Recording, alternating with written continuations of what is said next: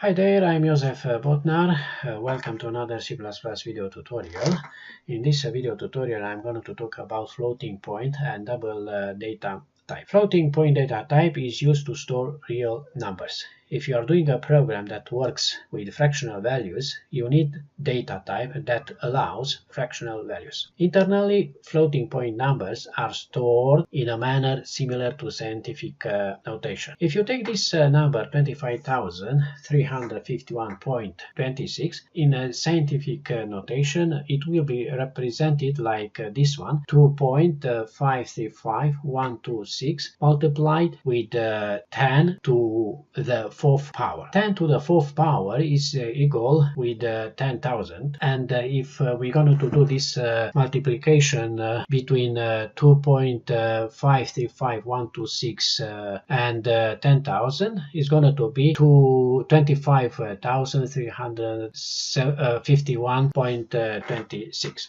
So computers typically use E uppercase or E lowercase notation to represent floating point values. In E notation, the number 25,351.26 would be 2.535126 E4. The part before E, so this 2.535126 is going to be the mantis, and this number 4 after E is the power of 10. So the floating point of number is stored in memory as the mantissa and the power of 10. In C++, there are three data types that can represent floating point numbers. They are float, double, and long double. The float type is going to occupy 32 bits out of memory to store its range of values. Double 64 and long double as well 64. The precision is very important related to floating point type. So the precision is the accuracy of significant digits of a real number. As you can see on the screen, the float type has 7 digits precision after decimal point. The double has 15 digits after decimal point, and the long double has 15 digits as well after decimal point. That's why sometimes you're gonna to meet this definition for float. Is single precision, and double and long double is double precision. So let's make an example. I have done this example in Visual Studio 2017 editor, and I declare on this line x float variable, on the next line double y and z variable, and I assign those values to x, y, and z variables, and for this init a variable I assign actually the value of x variable, which is float variable. Okay, let's see what we're gonna to get.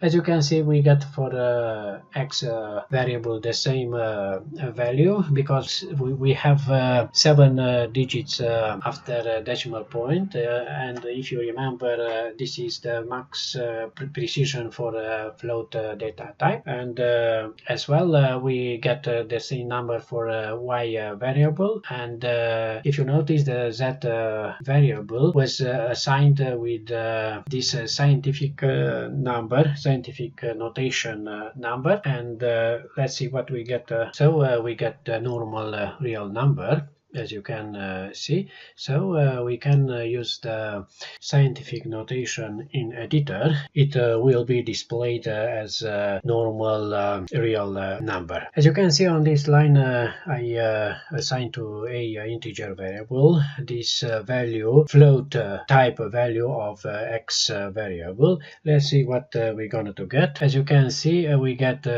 30, just this part of x value variable, and all digits after decimal point was truncated. Actually, this is going to happen if you assign to integer variable a float pointing data type number.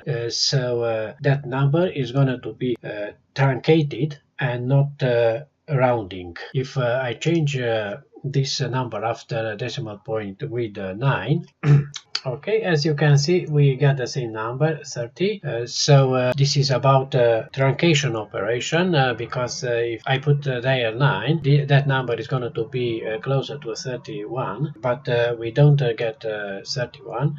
We get the same 30 because the number, the float data type number, what was assigned to a integer variable, is going to be truncated and not round. Okay, let's change the value for x variable. Let's add after those 7 digits after the decimal point more digits like 8, 9, 5, and here for y variable 5, 6, 7, and let's stop the debugging and let's compile again this code, and let's start again debugging, and let's step over again. As you can see, for x variable we get rounding errors, so this number was rounded. We don't get the same number because we have more than 7 digits after decimal point. And as you have been told, maximum precision for float data type is 7 digits after decimal point.